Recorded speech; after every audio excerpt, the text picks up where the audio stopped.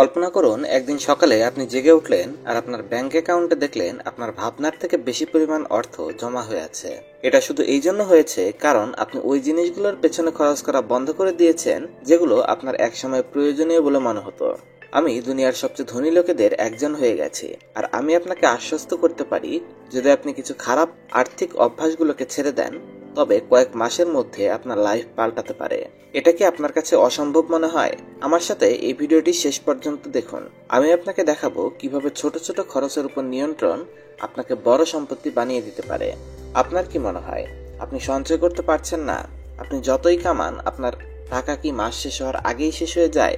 যদি এমনটা হয় তবে আপনি একা নন। আজকে যা আমি আপনাকে শেখাতে যাচ্ছি তা আপনাকে আর্থিক স্থিরতা পেতে আর সম্পত্তির দিকে আপনার সফর শুরু করতে আবশ্যক হবে। বেশিরভাগ মানুষ এটা বুঝে না ধনবান হওয়ার মানে শুধু বেশি টাকা কামানো নয়, বরঞ্চ সবচেয়ে গুরুত্বপূর্ণ হলো এটা আপনি চিন্তা ভাবনা করে আপনার টাকা খরচ করা বন্ধ করছেন। আমি অনেক লোককে এটা বলতে শুনেছি তারা টাকা বাঁচাতে পারছে না আর তাদের টাকা মাসের মধ্যেই শেষ হয়ে যায়। কিন্তু যদি আপনার কাছে মনে হয় আপনি এই টাকার পেছনে ভাগছেন আর তারপরও কিছু বাঁচাতে পারছেন না, তবে বুঝে নিন সমস্যা আপনার কামাই নয় বরঞ্চ আপনার খরচ করার অভ্যাস, যা আপনাকে না বলে আপনার অ্যাকাউন্টকে খালি করছে। আমি এটা বহুবার হতে দেখেছি। এমন লোক যারা আর্থিকভাবে মজবুত হতে পারত কিন্তু তারা সেটা না করে ছোট ছোট কেনাকাটা করতে থাকে আর শেষমেশ খুঁজে পায় তারা বেকার জিনিসের পেছনে একটা বিশাল অ্যামাউন্ট খরচ করে দিয়েছে। এসব কিছুর সবচেয়ে বড় কারণ হলো ছোট ছোট খরচগুলো। এই খরচগুলো বাইরে থেকে ছোট মনে হতে পারে কিন্তু মাসের শেষে এটা আপনার বাজেটের বড় অংশ খেয়ে দেয়।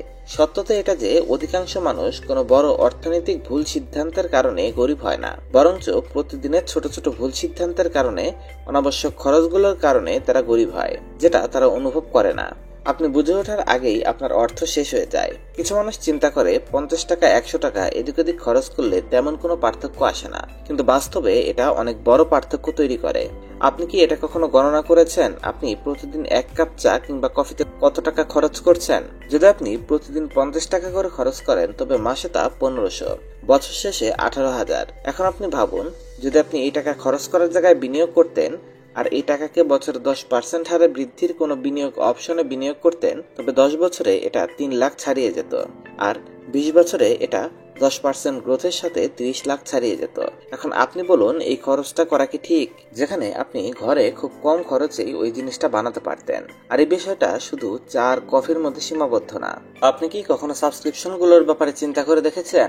আপনার ফোনে কত এমন অ্যাপস রয়েছে যেগুলো আপনি কখনো ব্যবহার করেন না? কত স্ট্রিমিং প্ল্যাটফর্ম প্রতি মাসে আপনার অ্যাকাউন্ট থেকে টাকা কাটে আর আপনি এর ব্যাপারে খেয়ালই রাখেন না? কত অনলাইন কোর্স ওয়েবসাইট রয়েছে যেগুলোর ব্যবহার আপনি কখনো করেন না কিন্তু প্রতি মাসে টাকা দিচ্ছেন। এখন চিন্তা করুন যদি আপনি এই খরচগুলোকে জোরে দেন, কোথাও 100 টাকা, কোথাও 150, কোথাও 200 টাকা, মাস শেষে এই অ্যামাউন্ট হাজারে পরিবর্তিত হয়ে যাবে। আর কয়েক বছরে এমনটা করার মাধ্যমে লাখ টাকা শুধু বেকার জিনিসের পেছনেই খরচ হতে পারে। সবচেয়ে বড় ভুল হলো ভাবনার উপর ভেসে কেনাকাটা করা। আমাদের মধ্যে অনেক মানুষ কেবলমাত্র তৎকালীন খুশির জন্য জিনিস কেনাকাটা করে, এটা চিন্তা না করেই যে এটা আমাদের সত্যি প্রয়োজন নাকি। এই ছোট ছোট অভ্যাস যখন বারবার রিপিট করা হয় তখন এটাই কারণ হয়ে ওঠে কিছু মানুষ আর্থিক স্বতন্ত্রতা কখনো প্রাপ্ত করতে পারে না।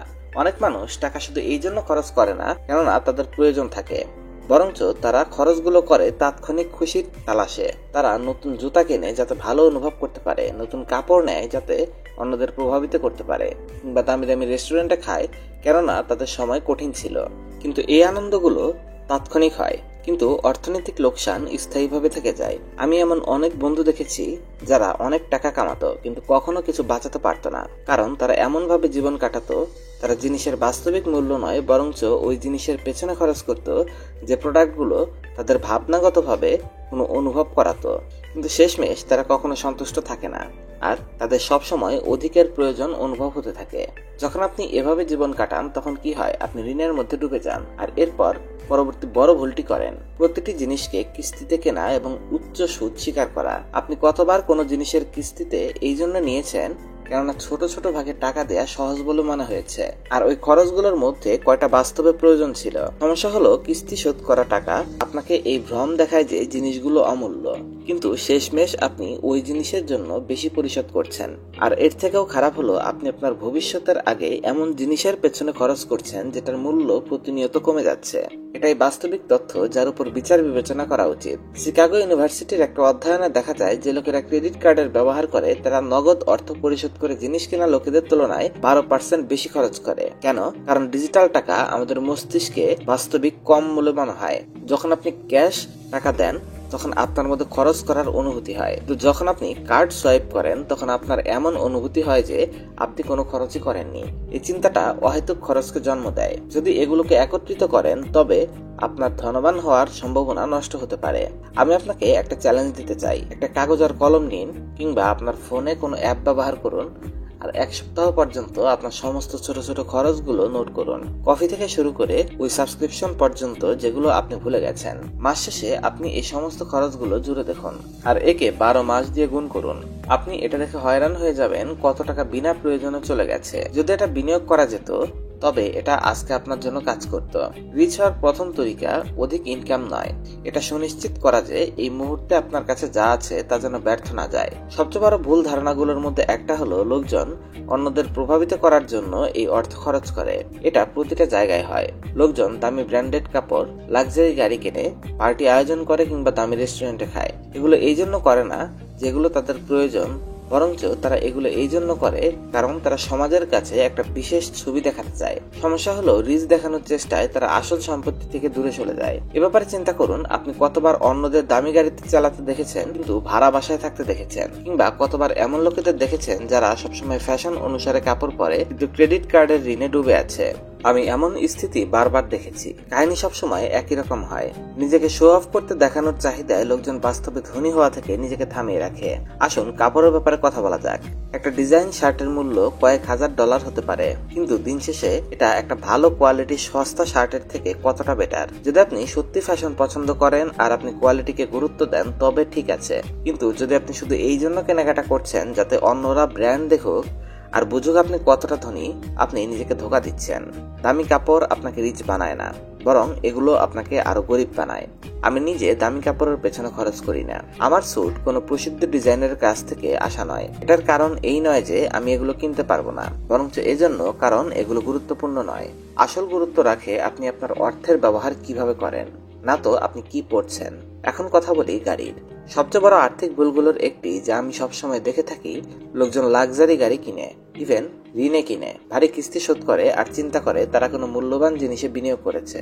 কিন্তু সত্য হলো কার একটা সম্পত্তি নয় বরঞ্চ লায়াবিলিটি। যখনই আপনি শোরুম থেকে গাড়িটা বের করেন এর মূল্য সাথে সাথে 25% পড়ে যায়। যতক্ষণ না আপনার পেশা আপনাকে একটা উচ্চ শ্রেণীর গাড়ি রাখার প্রয়োজনীয়তা দিচ্ছে, যেমন কোম্পানি সিইও বা একজন শীর্ষ কর্মকর্তা যাকে ভরসার ছবি মানুষের সামনে তৈরি করতে হয়, গাড়ির পেছনে অধিক টাকা খরচ করা একটা ভুল যা আপনার অর্থনৈতিক স্বতন্ত্রতাকে লোকসান দেয়। এর একটা প্রমুখ উদাহরণ হলো মাইক টাইসন। তিনি তার ক্যারিয়ারে কোটি কোটি ডলার কামিয়েছে, কিন্তু সবকিছু হারিয়ে ফেলেন। এর একটা মুখ্য কারণ হলো শো অফ করার অভ্যাস। সে লাক্সারি হোম, অসম্ভব দামি গাড়ি, ইভেন বিদেশি দামি দামি পালতু পোষা প্রাণী কিনতো। সবশেষ সে দেউলিয়া হয়ে যায়। আর এমনটা শুধু ধনী লোকেদের সাথেই হয় না, এটা অনেক লোকের সাথে হয়। তাদের আয় যাই হোক না কেন, কত এমন মানুষ আছে যাদের আপনি জানেন যারা দামি গাড়ি কিনেছিল কিন্তু তারা এগুলোকে বহন করার স্থিতিতে ছিল না।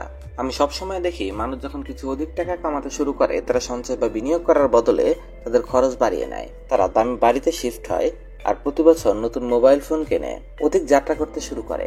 তারা এমনভাবে অর্থ খরচ করে যেন এগুলো কখনো শেষ হবে না। কিন্তু সত্য হলো টাকা সবসময় থাকে না। যদি আপনি সবসময় আপনার পুরো ইনকাম শেষ করেন তবে এতে কিছু যায় আসে না আপনার স্যালারি কত বেশি।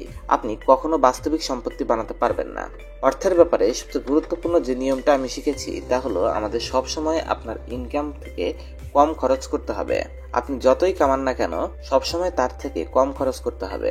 রিচ হতে চাওয়া লোক আর ঋণের মধ্যে ফেসে থাকা লোকের মধ্যে পার্থক্য এটাই। আমি অনেক এমন লোকেদের দেখেছি যারা ভালো বেতন কামাতো কিন্তু কখনো সঞ্চয় করতে পারেনি। আমি এমন লোকেদেরও দেখেছি যাদের বেতন কম ছিল কিন্তু তারা সঞ্চয় বিনিয়োগের অভ্যাসের কারণে আর্থিক স্বতন্ত্রতা প্রাপ্ত করে ফেলেছে।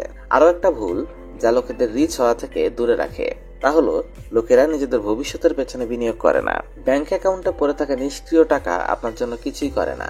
আর যেই টাকা শুধু ধনী হিসাবে নিজেকে দেখানোর জন্য খরচ করা হয়, সেটা আপনাকে কখনো আর্থিক স্থিরতা দিতে পারবে না। আসল সুরক্ষা এই বিষয়টাতে যে আপনার টাকা আপনার জন্য কাজ করছে কিনা। এর মানে আপনাকে বিনিয়োগ করতে হবে, সম্পত্তি বুঝতে হবে, শুধু খরচ না করে আপনার ইনকাম বাড়ানোর তরিকা শিখতে হবে।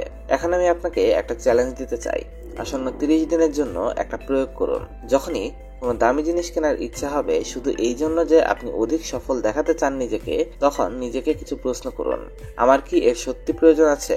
এই জিনিসটা কি আমার জীবনে কোনো গুরুত্বপূর্ণ মূল্য বৃদ্ধি করবে, নাকি আমি জিনিসটা শুধু অন্যদের প্রভাবিত করার জন্য কিনছি? যদি উত্তর আসে আপনি এটা শুধু স্ট্যাটাসের জন্য কিনছেন, তবে এটা কিনবেন না। এই টাকাকে সরান আর বিনিয়োগ করুন। 1 মাস পর আপনার খাতা চেক করুন এবং পার্থক্য দেখুন। আমি চ্যালেঞ্জ লাগাতে পারি, আপনি আমূল পরিবর্তন দেখতে পাবেন। ধনবান হওয়ার রাস্তা অন্যদের সামনে নিজেকে ধনী জাহির করা নয়, স্মার্ট ফয়সালা নেওয়ার মাধ্যমে শুরু হয়। যদি আপনি আজকে থেকে এই নিয়ম ব্যবহার করতে শুরু করেন, তবে আপনার আর্থিক ভবিষ্যৎ আপনাকে স্বাগত জানাবে। অধিকাংশ মানুষ এটা বুঝতে পারে না, কিন্তু বাইরে বারবার খাওয়ার অভ্যাস টাকা বরবাদ করার সবচেয়ে সহজ তরিকা। এ সময় এটা ছোট মনে হয়, কিন্তু একটা স্ন্যাক্স, কখনো একটা ডিনার, কখনো অলসতায় অর্ডার করা খাবার, কিন্তু যখন আপনি মাস শেষে খরচগুলো ধরবেন, তখন তা মারাত্মক হতে পারে। আর যদি আপনি এটা বছর পর বছর জারি রাখেন, তবে না জেনে লাখ টাকাও বরবাদ করতে পারেন। আপনি কি কখনো এটা গণনা করেছেন বাইরে খাওয়ার অভ্যাসের মাধ্যমে কতটা খরচ হচ্ছে? আসুন একটা বাস্তবিক পরিস্থিতির দিকে নজর দেই। যদি আপনি এই সপ্তাহে 3 দিন বাইরে কিছু না কিছু খাবার অর্ডার করেন আর প্রতিবার এভারেজে 350 টাকা করে খরচ করেন, তবে প্রতি মাসে আপনি অলমোস্ট 11,000 টাকা এর পেছনে খরচ করছেন। যখনই একে 12 মাস দিয়ে গুণ করবেন, এটা 1,30,000 টাকা হবে।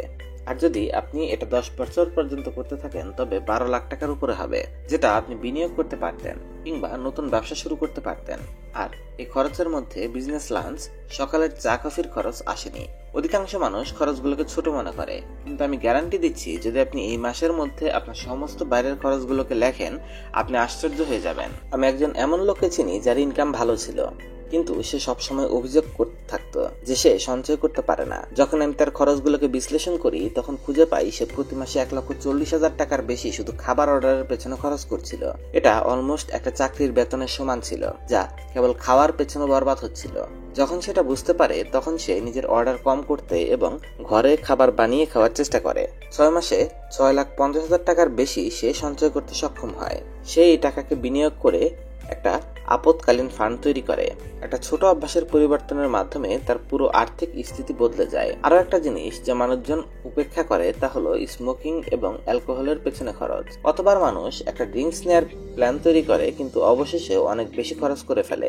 সবসময় আমাদের আগে মনে হয় আমরা কম খরচ করব, কিন্তু কিছু ড্রিঙ্কস আর কিছু স্ন্যাক্স আর বন্ধুদের সাথে করা কিছু পার্টি বিল সব মিলিয়ে খরচ হিসেবে থাকে এটা অনেক বেশি হয়ে যায়। এখন এই খরচগুলোকে পুরো বছরে হিসাব করুন। ফলাফল আসবে লুকোনো আর্থিক লোকসান, যা আপনার অর্থনৈতিক উন্নতিকে থামিয়ে দিতে পারে। কিছু লোক বোঝে না, বাইরের খাবার শুধু টাকার বিষয় নয়, বরঞ্চ এটা একটা অভ্যাস। সবসময় এটা প্রয়োজনের জন্য হয় না, বরঞ্চ শুধু একটা মজার বিষয় হয়। কিন্তু কখনো কখনো এই মজা অনেক ভারী হয়ে যায়। সমাধান কি? পরিকল্পনা বানানো। যদি আপনি আপনার খাবারের পরিকল্পনা বানিয়ে সেটা বাড়িতে খান, তবে প্রতি বছর লাখ লাখ টাকা বাঁচতে পারে। সাথে আপনার স্বাস্থ্য ভালো হবে, কেননা ঘরে বানানো খাবার কম প্রসেস এবং বেশি হেলদি হয়। সফল লোকেরা অনুশাসিত আর্থিক অভ্যাসগুলোর অনুশীলন করে, কেননা তারা জানে ছোট ছোট সঞ্চয় লম্বা সময়ে অনেক বড় পার্থক্য তৈরি করে। যদি আপনার মনে হয় রেস্তোরাঁর খরচ কমানোর মাধ্যমে কিছু পরিবর্তন হবে না, তবে একটা কাজ করুন, এই টাকাকে কোনো এমন জিনিসে বিনিয়োগ করুন যা আপনাকে লাভ দেয়। যদি আপনি বাইরে খাওয়ার পেছনে হওয়া খরচকে অর্ধেক করেন আর এই টাকা আপনার একটা এমন ফান্ডে বিনিয়োগ করেন যা বছরে 10% রিটার্ন দেয়, তবে 20 বছরে আপনার একটা বিশাল বড় রাশি তৈরি হতে পারে। আর এইসব কেবল একটা সহজ অভ্যাস পরিবর্তনের মাধ্যমে হতে পারে। এখন আমি আপনাকে একটা চ্যালেঞ্জ দেই। আগামী 1 মাস পর্যন্ত আপনার সমস্ত বাইরে খাওয়ার খরচকে নোট করুন। মাস শেষে কত হয় দেখুন আর চিন্তা করুন এই টাকা দিয়ে আপনি কি কি করতে পারতেন। পরবর্তী মাসে খরচগুলো অর্ধেক করুন। বাঁচানো টাকার ব্যবহার বিনিয়োগ করার পেছনে অথবা একটা আপৎকালীন ফান্ড বানানোর জন্য করুন। যদি আপনি এটা কয়েক মাস পর্যন্ত জারি রাখেন, তবে আপনি আপনার ব্যাংক অ্যাকাউন্টে এর প্রভাব দেখে আশ্চর্য হবেন। অর্থ সঞ্চয় করা কেবল অধিক অর্থ কামানো নয়, বরঞ্চ একে মাথা খাটিয়ে খরচ করার মধ্যে। যদি আপনি ধনবান হতে চান, তবে আপনাকে আপনার অর্থের প্রতি সম্মানজনক দৃষ্টিকোণ রাখতে হবে। এর মানে হলো এই খরচগুলোকে খতম করা যেগুলো আপনার জীবনে বাস্তবিক কোনো মূল্য দিচ্ছে না। ওই টাকা আজকে যা আপনি ক্রেডিট কার্ডের সুদ হিসাবে শোধ করছেন, সেটা বছরের পর বছর আপনার সম্পত্তি বাড়ানোর জন্য ব্যবহার হতে পারত। কিন্তু এমনটা করার জন্য আপনাকে আপনার মানসিকতা বদলাতে হবে আর ঋণকে ভালো জিনিস হিসেবে দেখা বন্ধ করতে হবে। যতক্ষণ না ঋণের ব্যবহার এমন কোনো বিনিয়োগের জন্য করছেন যা ভবিষ্যতে অধিক ধন অর্জিত করবে, ততক্ষণ পর্যন্ত আপনার এটা নেওয়া থেকে দূরে থাকা উচিত। উদাহরণ হিসেবে একটা নতুন ব্যবসা শুরু করা, আপনার পেশাগত যোগ্যতা বাড়ানোর জন্য কোনো কোর্স করা বা এমন সম্পত্তিতে বিনিয়োগ যা ইনকাম উৎপন্ন করে। আর্থিক স্থিরতা প্রাপ্ত করার জন্য সবচেয়ে বড় বাধার মধ্যে একটা আপৎকালীন সময়ের জন্য ফান্ড রাখা। সঞ্চয় না করলে যে কোনো অপ্রত্যাশিত সমস্যা আর্থিক সংকটে আপনাকে ফেলে দিতে পারে। পাংচার হওয়া টায়ার কিংবা হঠাৎ অসুস্থতার কারণে চিকিৎসার খরচ কিংবা ঘরের মেরামত, এর সবকিছু আপনাকে ঋণ নিতে অথবা ক্রেডিট কার্ডের ব্যবহার করতে বাধ্য করতে পারে। এজন্য আপনার একটা আপৎকালীন ফান্ডের ব্যবস্থা করা উচিত। ভবিষ্যতের কোনো গ্যারান্টি নেই, কেউ জানে না আগামী সপ্তাহে আগামী মাসে কি হবে। যদি আপনি আজকে ঋণ শোধ করার জন্য ভবিষ্যতের আয়ের উপর নির্ভরশীল থাকছেন, তবে আপনি অনেক বড় ঝুঁকি নিচ্ছেন। যদি ইনকাম না আসে, তখন স্থিতি আরো খারাপ হয়ে যাবে। এজন্য আপনার সমস্ত ঋণের লিস্ট বানান আর খুঁজে বের করুন কোনটায় সবচেয়ে বেশি সুদ যাচ্ছে, আর শুরুতে সেটা পরিশোধ করুন। আপনার মানসিকতা পাল্টান, না বুঝে ঋণ নেওয়া থেকে বাঁচুন আর আপনার টাকাকে খরচ করার বদলে বিনিয়োগ করা শুরু করুন। তবে আপনি আর্থিক স্বতন্ত্রতার দিকে একটা বড় কদম তুলবেন। আপনি কোনটা চয়েস করবেন? সুদ পরিশোধ করার জন্য জীবনভর কাজ করা, নাকি আপনার সম্পত্তি বানানো শুরু করা? সম্পত্তির নির্মাণ অধিক কামানোর মাধ্যমে নয়, বরঞ্চ যা আপনার কাছে আছে তাকে বুদ্ধি খাটিয়ে ব্যবহার করার মাধ্যমে ও বৃদ্ধি করার মাধ্যমে হয়ে থাকে। অনাবশ্যক খরচগুলো কম করে আর্থিক ভুলগুলো থেকে বেঁচে থাকার মাধ্যমে আপনার ভবিষ্যৎ পুরোপুরি পাল্টাতে পারে। কিন্তু এটা তো শুরু। পরবর্তী কদম আরো গুরুত্বপূর্ণ, আর সেটা হলো প্রতিনিয়ত আপনার আর্থিক বুদ্ধিমত্তাকে বাড়িয়ে যাওয়া।